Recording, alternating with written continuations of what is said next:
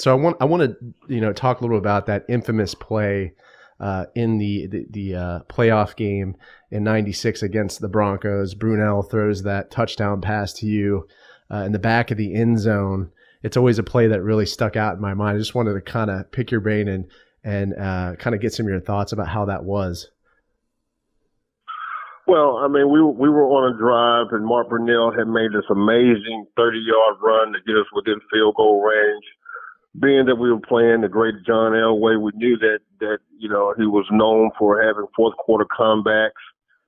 I think we were up by a touchdown, maybe. I can't remember what the score was, but we needed a touchdown, not just a field goal, because he was going to go down and put them in position to score, which he did. So we knew that we had to get the ball in the end zone at that time.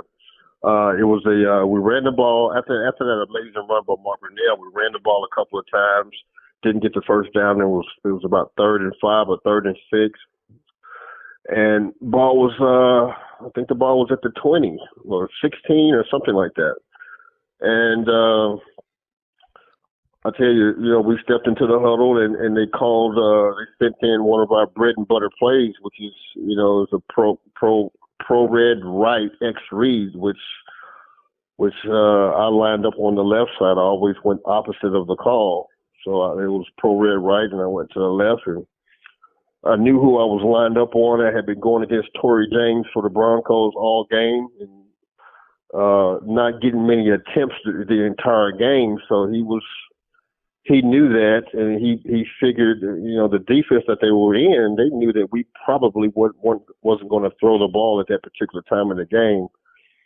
And they just, the entire game they had been in a cover 2 coverage, because me and Keenan, we lit it up that year. I led the league in 3rd down catches, and Keenan was headed to the Pro Bowl. So they were afraid of our passing game, but being that we weren't throwing the ball as we normally do, they decided to line up in a cover 3 press with one safety in the middle.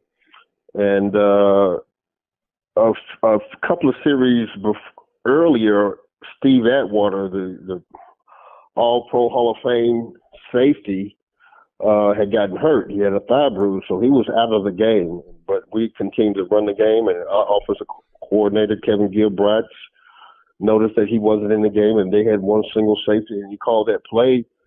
And I remember, getting that play, receiving that play from Mark in the huddle, and Mark looked at me and said, "Jimmy, if you get pressed, I'm coming to you." And we knew that we probably wouldn't get the coverage, the press coverage with the single high safety, because we hadn't got it the whole entire game. And I went out to line up, and Torrey James was in my face. And I didn't even notice the safety because I just didn't think the ball was coming to me. But he was on me press, so I was going to do my best job to run the route that I ran the best, which was the go route. And Mark was, I could kind of see his eyebrows go up, like, this is it. And that's when he did that. That's when I noticed. I looked down in there and didn't see a safety. Right. And I knew the ball was coming to me, and I got a great release on Torrey James.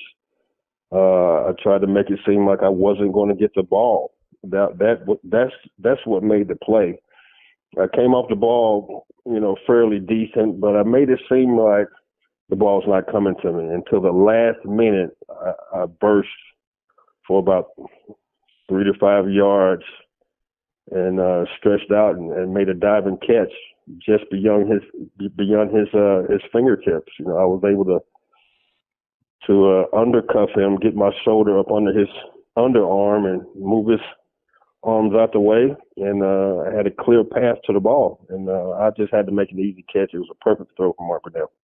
Yeah, it was an amazing play. And Duval, what's up, everybody? It's Andrew from the Jaguar Podcast. Hope you enjoyed the video, and if you did, there's more content over here. Don't forget to subscribe to the channel as always. And remember, this is a podcast, so you can find this pretty much wherever you find podcasts.